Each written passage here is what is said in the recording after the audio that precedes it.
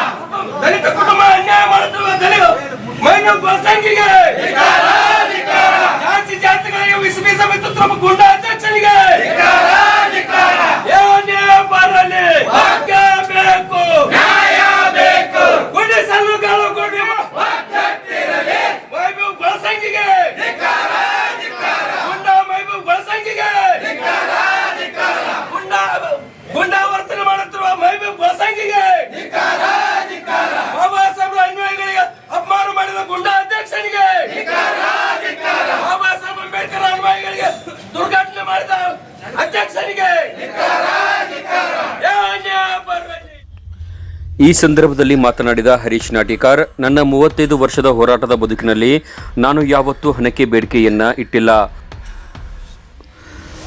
ಪುರಸಭೆ ಅಧ್ಯಕ್ಷರ ಆರೋಪ ನಿಷ್ಪಕ್ಷಪಾತ ತನಿಖೆಗೆ ಒಳಪಡಿಸಬೇಕು ಅಥವಾ ಅವರು ತಕ್ಷಣ ಪದವಿಯನ್ನ ತ್ಯಜಿಸಬೇಕು. ಸುಳ್ಳು ಆರೋಪಗಳಿಂದ ನನ್ನ ತೇಜೋವಧೆಯನ್ನ ಮಾಡಿದ್ದಾರೆ ಎಂದು ಆಕ್ರೋಶವನ್ನ ವ್ಯಕ್ತಪಡಿಸಿದರು.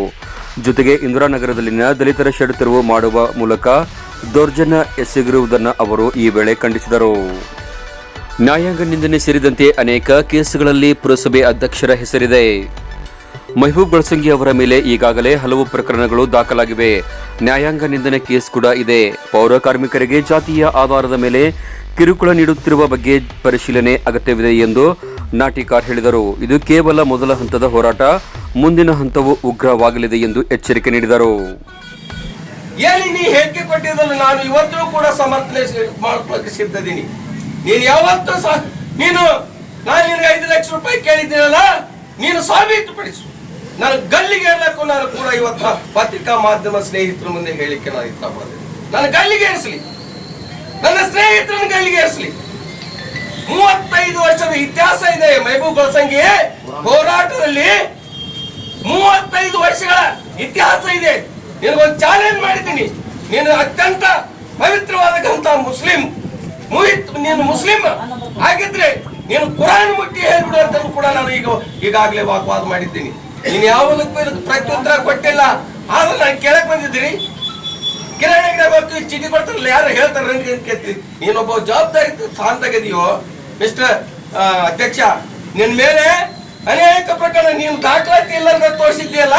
2017 ಒಳಗೆ ನೋಡ್ರಿ, ಇಲ್ಲಿ ಪತ್ರಿಕಾ ಮಾಧ್ಯಮ ಸ್ನೇಹಿತರು ಎಷ್ಟು ಕೇಸ್ ಇದ್ದಾವ ನೋಡ್ರಿ. ಇವ್ನ ಮ್ಯಾಗ 143 ಕೇಸ್ ಇದೆ, 147 ಇದೆ, 353 ಇದೆ, 504 ಇದೆ, 506 ಇದೆ, 109 ಇದೆ, 144 ಕಲಂ ಇದೆ. ಏನೇನು ಹೇಳ್ತಾವ ಗೊತ್ತಾ ಇವು ಕಲಮ್ಸ್ಗಳು?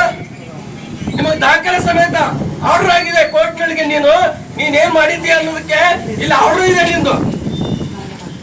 ಇಲ್ಲಿ ನೀನು ಚುನಾವಣೆ ಬಾಂಡ್ಯಾಗ ಘೋಷಣೆ ಮಾಡ್ಕೊಂಡಿದ್ದೀಯಲ್ಲ ನೀನು, ನೋಡಿ ಇದು ನೀನು ಘೋಷಣೆ ಮಾಡಿದಾಗ ನೀನು ಆರೋಪಿ. ನೀನು ಚುನಾವಣೆ ಬಾಂಡ್ ನೀನ್ ಫೋಟೋ ಇದೆ ನೋಡ್ರಿ. ನೀವೇನ್ ಘೋಷಣೆ ಮಾಡ್ಕೊಂಡಿದ್ದೀರಿ, ನೀನೇನ್ ಆರೋಪಿ ಇದೀ, ನಿನ್ನ ಆರೋಪಕ್ಕೆ ಸಾಬೀತುಪಡಿಸಕ್ಕೆ ಕೋರ್ಟ್ ಸಿಕ್ಕ ಇದೆ ನೋಡ್ರಿ. ಇಲ್ಲಿ ಕೋರ್ಟ್ನಾಗ 2017 ಒಳಗೆ ದಾಖಲೆ ಸಮೇತವಾಗಿ ನೀನು ಗುಂಡ, ನೀನು ಕೋಮುಗಲಿವೆ, ನೀನು ಜಾತಿವಾದಿ, ಗುಂಪುಗಾರಿಕೆ, ಇವೆಲ್ಲ ಕೇಸ್ಗಳು ನಾವು ಬಹಿರಂಗವಾಗಿ ನಾನು ಹಿಂಗ್ ಬಹಿರಂಗ ಪಡಿಸು ಅಧ್ಯಕ್ಷ. ನೀನು ಬಹಿರಂಗ ಪಡಿಸು. ನಿನ್ಗೇನು ಉಳ್ಳು ಮುರಿತಪ್ಪ ನಾನು ಆಸ್ತಿ ಕೇಳಿದ್ರೆ ನಿಮ್ಮ ಮುಖ್ಯಾಧಿಕಾರಿಗಳು ಉತ್ತರ ಕೊಡ್ಬೇಕಾಗಿತ್ತು. ಮುಖ್ಯಾಧಿಕಾರಿಗಳು ತಾಲೂಕು ಪಂಚಾಯತ್ ಇವಾಗ ಕೊಡ್ತಿದ್ರು. ನಿನಗೇನ್ ಮುರಿತು? ನೀನು ಇಡೀ ಮುದ್ದೆಗಳನ್ನ ನುಂಗ ಹಾಕ್ಬಿಟ್ಟಿದ್ದಿ.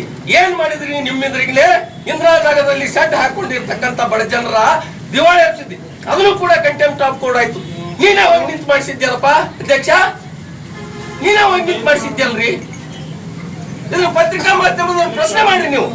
ಅವನ ಮೇಲೆ ಕಂಟೆಂಪ್ಟ್ ಆಫ್ ಕೋರ್ಟ್ ಇದೆ, ನ್ಯಾಯಾಂಗ ನಿಂದನೆ ಕೇಸ್ ಇದೆ. ಯಾಕ ಸ್ವಜಾತಿಯವ್ರನ್ನ ನೀನು ಬಿಟ್ಟಿ ಬೇರೆ ಯಾರು ಕಾಣಲೇ ಇಲ್ಲ ನಿಂಗೆ. ನೀನೇನ್ ಮಾಡಿದೀಯ?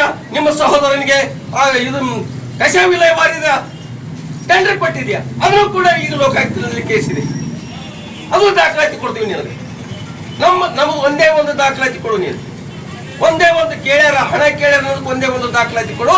ಈ ಗುಂಡಾವರ್ತನೆಗೆ ಬೇಸತ್ತು ದಲಿತ ನೀ ಅಂಬೇಡ್ಕರ್ ಬಗ್ಗೆ ಮಾತಾಡ್ತೀಯಲ್ಲ, ನೀನು ಅಂಬೇಡ್ಕರ್ ಒಂದು ತತ್ವ ಸಿದ್ಧಾಂತ ಹೇಳ್ಬಿಡಪ್ಪ ಅಧ್ಯಕ್ಷ. ನೀ ಒಬ್ಬ ಗುಂಡಾ ಅಧ್ಯಕ್ಷ. ನಿನ್ನ ಮೇಲೆ ಗುಂಡಾ ಕೇಸ್, ನಿನ್ನ ಮೇಲೆ ಅಟ್ರಾಸಿಟಿ ಕೇಸ್, ನಿನ್ನ ಮೇಲೆ ಗುಂಪುಗಾರಿಕೆ ಮಾಡೋ ಕೇಸ್. ಇವತ್ತು ನಾವು ಕೋರ್ಟ್ನಲ್ಲಿ ಎಲ್ಲಾ ತಂದಿದ್ದೀವಿ, ಪ್ರೂಫ್ ಸಮೇತವಾಗಿ ತಂದಿದ್ದೀವಿ. ಇವತ್ತು ಬಹಿರಂಗ ಪಡಿಸ್ತಾ ಇದ್ದೀನಿ. ಇಂದಿನ ಮುಂದಿನ ದಿನಮಾನದಲ್ಲಿ ನಿನ್ನನ್ನು ಜಾಲಾಡಿಸದಿದ್ರೆ ನಮ್ಮ ದಲಿತ ಸಂಘರ್ಷ ಸಮಿತಿಯವರು ನಿನ್ನ ಇಡೀ ರಾಜ್ಯದಾದ್ಯಂತ ನಿನ್ನ ಮ್ಯಾಗ ಕೇಸ್ ಹಾಕ್ರಿ.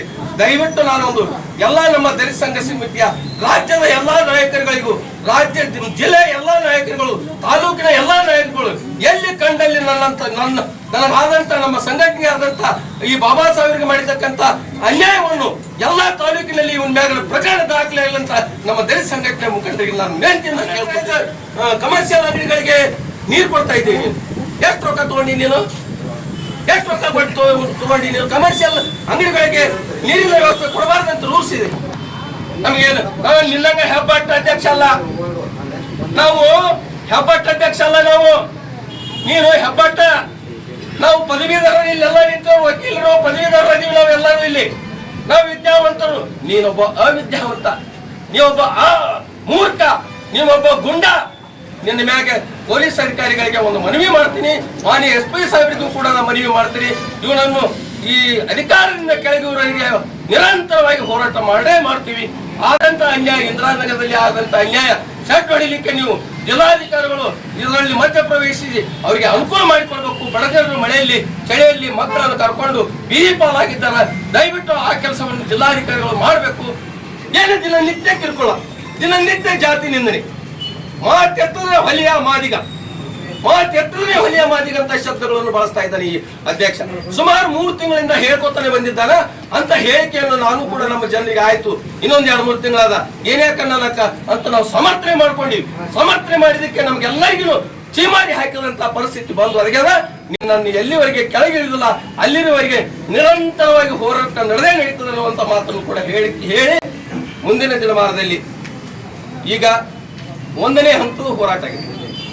ಇನ್ನು 2ನೇ ಹಂತದ ಹೋರಾಟ ಪತ್ರಿಕಾ ಮಾಧ್ಯಮದ ಸ್ನೇಹಿತರ ಕರೆದು 2ನೇ ಹಂತದ ಅತಿ ಉಗ್ರ ಸ್ವರೂಪದ ಹೋರಾಟ ನಾವು ಮಾಡ್ತೀವಿ. ಆದ ನಂತರ ಅಂಬೇಡ್ಕರ್ ಸರ್ಕಲ್, ಅಂಬೇಡ್ಕರ್ ಸ್ಟ್ಯಾಚ್ಯೂ ಬಗ್ಗೆ ಹೇಳಿಕ್ಕೆ ಇಷ್ಟಪಡ್ತೀನಿ. ನಾನು ಏನ್ ಹೇಳ್ತೀನಿ, ನೀನು 13 ಲಕ್ಷ ರೂಪಾಯಿ ನಾವು ಕೊಡ್ಬೇಕಾಗಿತ್ತು, ಅವ್ರು 53 ಲಕ್ಷ ರೂಪಾಯಿ ಕೇಳ್ತಾರ ಅಂತ ಹೇಳ್ತೀವಿ. ನೀವು ನಾಚಿಕೆ ಬರಲ್ಲ. ನಾವು ಕೇಳಿದ್ದೇವೆ, ನಾ ಕಾಂಟ್ಯಾಕ್ಟ್ ಮಾಡಿ ನಾ ಕೇಳಿದ್ದೀನಿ ನಿನಗೆ ಅಷ್ಟು, ನಿನ್ಗೆ ಅದಕ್ಕೆ ಹೆಬ್ಬಟ್ಟ ಅಧ್ಯಕ್ಷ ಅಂತ ನಾ ಯಾಕೆ ಅಂತೀನಿ ಅಂದ್ರೆ ಇದಕ್ಕೆ ಅಂತೀನಿ. ಅದು ನಿರ್ಮಿತಿ ಕೇಂದ್ರಕ್ಕೆ ವಹಿಸ್ಕೊಟ್ಟಿರಿ ನೀವು. ನಾನು ಕೆಲಸ ಮಾಡಿದ್ದೀನಿ ಅಂತ ಹೇಳಿ ಯಾವತ್ತೂ ಹೇಳಿಲ್ಲ. ನಾವು ನಿರ್ಮಿತಿ ಕೇಂದ್ರದವ್ರು ದುಡ್ಡು ಕೊಟ್ಟಿಲ್ಲ. ಆ ದುಡ್ಡು ಕೊಳ್ಳೋದಕ್ಕೆ ಆ ನಿರ್ಮಿತಿ ಕೇಂದ್ರದವರಿಗೆ ನಾವು 40 ಲಕ್ಷ ರೂಪಾಯಿ ಕೊಟ್ಟು ನೀನು ಕೆಲಸ ಕಾಮಗಾರಿ ಪೂರ್ಣಗೊಳಿಸು, ತದನಂತರ ನೀನು ಬಿಲ್ ಬಂದಿದ್ದು ನಮ್ಗೆ ಕೊಡೋ ಅಂತ ಹೇಳಿದ್ದೀವಿ ನಾವು. ಇದು ತಪ್ಪ? ಈಗ ಸುಮಾರು 3ರಿಂದ 4 ತಿಂಗಳಾಯ್ತು ನಾನು ಅಲ್ಲಿ ಎಲ್ಲ ವೃತ್ತದಲ್ಲಿ ಇರ್ತಕ್ಕಂಥ ಲೈಟ್ಗಳು ಹೋಗಿದ್ದಾವ, ಒಂದು ಬಲ್ಪು ಕೂಡ ಇಲ್ಲ ಇಲ್ಲಿ. ನೀನು ದಿನನಿತ್ಯ ಅದೇ ರೋಡ್ನಲ್ಲಿ ಓಡಾಡ್ತೀಯ. ಇದನ್ನ ಕೆಲಸ ಮಾಡಿಸ್ಬೇಕನ್ನೋದು ನಿನ್ ಕಣ್ಣಿಗೆ ಕಾಣಲಿಲ್ಲಲ್ಲ. ನಮ್ಮ ಮ್ಯಾಗ ಅಪಾದನೆ ಮಾಡೋದು ಅಷ್ಟೇ ಗೊತ್ತು. ಅಂದ್ರೆ ಬಾಬಾ ಸಾಹೇಬ್ ಅಂಬೇಡ್ಕರ್ ಮಾಡಿದ್ರ ಶ್ರೇಯಸ್ ಎಲ್ಲಾದ್ರೂ ದಲಿತರಿಗೆ ಹೋಗುತ್ತಾ ಅನ್ನುವಂತ ತುಚ್ಛ ಭಾವನೆ ನಿನ್ನಲ್ಲಿ ಐತಿ. ಅದಕ್ಕೆ ನಿನ್ನನ್ನು ಕೆಳಗೆ ಹೇಳುವವರೆಗೂ ನಿನ್ನ ಮೇಲೆ ಮಾನಹಾನಿ ಅಟ್ರಾಸಿಟಿ ಕೇಸ್ ಮಾಡುವವರೆಗೂ ನಾವು ನಿನ್ನನ್ನು ಬಿಡುವುದಿಲ್ಲ ಅನ್ನುವಂತ ಮಾತನ್ನು ಈ ಪತ್ರಿಕಾ ಮಾಧ್ಯಮ ಸ್ನೇಹಿತರ ಮುಂದೆ ಹೇಳಿ ಡಾಕ್ಟರ್ BR ಅಂಬೇಡ್ಕರ್ ಹೆಸರಿನಲ್ಲಿ ಹಪ್ತಾ ವಸೂಲಿ ಆರೋಪ ಖಂಡನೆ. ಈ ಸಂದರ್ಭದಲ್ಲಿ ಮಾತನಾಡಿದ ಮುಖಂಡರುಗಳಾದ ಪ್ರಕಾಶ್ ಚಲವಾದಿ ಸರೂರ್, ಶಿವು ಕನ್ನೋಳಿ, ನ್ಯಾಯವಾದಿ ಆನಂದ್ ಮುದೂರ್, ಬಾಲಚಂದ್ರ ಹುಲ್ಲೂರು, ಪರಶುರಾಮ್ ಬಸರಕೋಡ್ ಇವರುಗಳು ಹರೀಶ್ ನಾಟೇಕರ್ ಅವರು ಹಣ ಬೇಡಿದ್ದಾರೆ ಎಂಬ ಪುರಸಭೆಯ ಅಧ್ಯಕ್ಷರ ಸುಳ್ಳು ಆರೋಪ ದಲಿತ ಸಮುದಾಯದ ಸ್ವಾಭಿಮಾನಕ್ಕೆ ಧಕ್ಕೆಯಾಗಿದೆ. ಈ ಆರೋಪಕ್ಕೆ ಪುರಸಭೆ ಅಧ್ಯಕ್ಷರು ಸಾಬೀತು ನೀಡದಿದ್ದರೆ ಅವರ ವಿರುದ್ಧ ಕಾನೂನು ಹೋರಾಟ ಹಮ್ಮಿಕೊಳ್ಳಲಾಗುವುದು ಎಂದು ಎಚ್ಚರಿಸಿದರು. ಮುಚ್ಚುಳಿಕೆಯಾಗಿ ನಮಗೆ ಬರೆದು ಕೊಟ್ಟಿದ್ರು. ಆ ಮುಚ್ಚುಳಿಕೆ ಬರೆದು ಕೊಟ್ಟಂತ ಸಂದರ್ಭದಲ್ಲಿ ನಾವು ಹೋರಾಟವನ್ನು ಹಿಂದೆ ತಕ್ಕೊಂಡಿದ್ವಿ. ಆ ತಕ್ಕೊಂಡಂತ ಸಂದರ್ಭದಲ್ಲಿ ಮೈಬೂಬ್ ಗೊಳಸಂಗಿ ಅವರು ಯಾವುದೋ ಪತ್ರಿಕೆ ಮಾಧ್ಯಮದಲ್ಲಿ ಒಂದು ಹೇಳಿಕೆ ನೀಡುತ್ತಾರೆ. ದಲಿತ ಸಂಘಟನೆ ನಾಯಕ ಹರೀಶ್ ನಾಟೇಕರ್ ಅವರು ನನ್ನ ಕಡೆ ಬಂದಿದ್ರು. 5 ಲಕ್ಷ ಬೇಡಿಕೆ ಇಟ್ಟಿದ್ರು ಅನ್ನತಕ್ಕಂತ ಹರೀಶ್ ನಾಟೇಕರ್ ಅವರಿಗೆ ಸ್ವಾಭಿಮಾನಕ್ಕೆ ಧಕ್ಕಿ ತರುವಂತ ಕೆಲಸ ಮಾಡಿದ್ದಾರೆ. ಇನ್ನೊಂದು ವಿಷಯ ಹೇಳಿದ್ದಾರೆ, ಅಂಬೇಡ್ಕರ್ ಸಂಘಟನೆಗಳಂದ್ರೆ ವಿರೋಧಿಗಳು. ಅಂಬೇಡ್ಕರ್ ಅವರು ಹೆಸರಿನಲ್ಲಿ ಇಲಾಖೆಯಲ್ಲಿ ಹಪ್ತ ವಸೂಲಿ ಮಾಡ್ತಿರ್ತಕ್ಕಂತ ಹೇಳಿರ್ತಾರೆ. ಮಹಬೂಬ್ ಗೊಳಸಂಗಿ ಅವರೇ, 32 ಇಲಾಖೆ ಅದಾವು. ಯಾವುದೇ ಇಲಾಖೆಯಲ್ಲಿ ಹರೀಶ್ ನಾಟೇಕರ್ ಇರಲಿ, ಪ್ರಕಾಶ್ ಅವರು ಇರಲಿ, ವಿವಿಧ ದಲಿತ ಸಂಘಟನೆ ಯಾಕಿರಲಿ, ಒಂದೇ ಇಲಾಖೆಯಲ್ಲಿ ಇಂಥ ವ್ಯಕ್ತಿಗಳಿಗೆ ನಾನು ಹಣವನ್ನು ನೀಡಿದ್ನೆಂದು ಸಾಬೀತಪಡಿಸು. ನಿನ್ನ ನೈತಿಕತೆ ಇದ್ರೆ ನಿನ್ನ ತಾಯಿ ಹಾಲು ಕುಡಿದಿದ್ರೆ ದಲಿತ ಸಂಘಟನೆ ಮೇಲೆ ಕೆದರಿದ್ಯಾಳ, ಸಾಬೀತಪಡಿಸು. ನೀವು ಒಂದು ವೇಳೆ ಸಾಬೀತಪಡಿಸದೆ ಹೋದಲ್ಲಿ ನಮ್ದ ವಿವಿಧ ದಲಿತ ಪರ ಸಂಘಟನೆ ನಿನ್ನ ರಾಜೀನಾಮೆ ನೀಡುವವರೆಗೆ ನಾವು ನಿರಂತರವಾಗಿ ಹೋರಾಟ ಮಾಡ್ತೀವಿ ಎಂದು ಹೋರಾಟದ ಕುರಿತು ಇವತ್ತೇನು ಮಹಬೂಬ್ ಗೊಳಸಂಗಿ ಅವರು ಅಂದ್ರ ಪುರಸಭಾ ಅಧ್ಯಕ್ಷರು ಯಾವ ರೀತಿ ಹೇಳಿಕೆ ಕೊಟ್ಟಿದಾರಪ್ಪ ಅಂತಂದ್ರ, ಇವು ಒಂದು ಪಾಲಿಸಿ ಹೇಳಿಕೆಯಿಂದ ಏನಾಗೈತಪ್ಪ ಅಂದ್ರೆ ದಲಿತ ನಾಯಕರಿಗೆ ಆಗ್ಲಿ ಹೋರಾಟಗಾರರಿಗೆ ಭಾರಿ ಅವಮಾನ ಆಗ್ಯದ. ದಯವಿಟ್ಟು ಆ ಒಂದು ಮಹಬೂಬ್ ಗೊಳಸಂಗಿ ಅವರಿಗೆ ನಾವು ಒಂದು ಮಾತು ಕೇಳಕ್ಕೆ ಇಷ್ಟಪಡ್ತೀನಿ. ನೀವೇನು ಇವತ್ತು ಹೇಳಿಕೆ ಕೊಟ್ಟಿದ್ರಲ್ಲ, ಬಹಿರಂಗವಾಗಿ ಕ್ಷಮೆ ಕೇಳಬೇಕು ಮತ್ತು ರಾಜೀನಾಮೆ ಕೊಡಬೇಕು. ಯಾಕಪ್ಪ ಅಂತಂದ್ರೆ ದಲಿತ ಹೋರಾಟಗಾರರಿಗೆ ನೀವು ಅವಮಾನ ಮಾಡಿದ್ದೀರಿ. ನೀವು ಒಂದು ಗೌರವ ಸ್ಥಾನಮಾನದಲ್ಲಿದ್ದು ಒಬ್ಬ ಪ್ರತಿನಿಧಿಯಾಗಿ ಈ ರೀತಿಯಾಗಿ ಹೋರಾಟಗಾರ ಬಗ್ಗೆ ಈ ರೀತಿಯಾದ ಕೆಟ್ಟ ಹೇಳಿಕೆಯನ್ನು ನೀವು ಕೊಡುವುದನ್ನ ಚಾಳಿಯನ್ನು ಬಿಡಬೇಕು. ಮತ್ತು ಈ ರೀತಿಯಾಗಿ ನೀವೇನೋ ನಡ್ಕೊಂಡಿದ್ದೀರಿ, ಕೂಡಲೇ ಹರೀಶ್ ನಾಟೇಕರ್ ಅವರಿಗಾಗ್ಲಿ ದಲಿತ ಹೋರಾಟಗಾರರಿಗೆ ಕೂಡಲೇ ಕ್ಷಮೆ ಕೇಳಬೇಕು ಮತ್ತು ಸಂಬಂಧಪಟ್ಟಂತ ಎಲ್ಲಾ ಅಧಿಕಾರಿಗಳು ಅವ್ರ ಮೇಲೆ ಕಾನೂನು ಕ್ರಮವನ್ನು ಜರುಗಿಸಬೇಕಂತ ಹೇಳಿ ಅಪಮಾನ ಮಾಡಿದ್ದಾರೆ. ಯಾವ ರೀತಿ ಅಪಮಾನ ಮಾಡಿದ್ದಾರೆ? ಅಂಬೇಡ್ಕರ್ ಅನ್ವಯಗಳು ಏಜೆಂಟ್ ಅಂದಿದ್ರು. ಏಜೆಂಟ್ ಅಲ್ಲ, ನಿನ್ನ ಪಾಲಿಗೆ ಸಿಂಹ ಸ್ವಪ್ನ ಅಂತ ಹೇಳ್ತೀನಿ ಈ ಘಂಟಾಘೋಷದಲ್ಲಿ. ಯಾಕಪ್ಪ ಅಂದ್ರೆ ನೀವು ಒಬ್ರು ಜವಾಬ್ದಾರಿ ಸ್ಥಾನದಲ್ಲಿ ಇರೋರು, ನೀವು ಮಾತನಾಡಬೇಕಾದ್ರೆ ಜವಾಬ್ದಾರಿಯಿಂದ ಮಾತನಾಡಬೇಕು. ಯಾಕ ಈ ಪೂರಸಭೆ ಅಧ್ಯಕ್ಷರಾದ್ರಿ, ಗೌರವಾನ್ವಿತ ಸ್ಥಾನದಲ್ಲಿದ್ದೀರಿ, ಆದರೂ ಕೂಡ ಇಂಥ ಹೇಳಿಕೆ ನೀಡುವುದರಿಂದ ನಮಗೆ ಅಪಮಾನವಾಗಿದೆ. ಇದನ್ನು ಕೂಡಲೇ ನಾವು ಖಂಡಿಸ್ತೇವೆ. ನೀವು ಗುಂಡಾವರ್ತನೆ ಇದೆ, ಇವ್ರ ಮೇಲೆ ಅನೇಕ ಪ್ರಕರಣಗಳು ದಾಖಲಾಗಿವೆ. ಈ ರಾಜ್ಯದಿಂದ ಗೈಪಾರು ಮಾಡಬೇಕು. ಮತ್ತು ಏನಪ್ಪ ಅಂದ್ರೆ ಚುನಾವಣೆ ಸಂದರ್ಭದಲ್ಲಿ ಏನು ಘೋಷಣಾ ಪತ್ರದಲ್ಲಿ ಇವರು ಪ್ರಕರಣಗಳು ದಾಖಲೆಗಳನ್ನು ಮಾಡ್ಕೊಂಡಿಲ್ಲ, ಅದರಲ್ಲಿ ತಪ್ಪು ಮಾಹಿತಿ ನೀಡಿದ್ದಾರೆ. ಇವರನ್ನ ಕೂಡಲೇ ಕಾನೂನು ಕ್ರಮ ಜರುಗಿಸಬೇಕು ಮತ್ತು ಇವರನ್ನ ವಜಾಗೊಳಿಸಬೇಕು.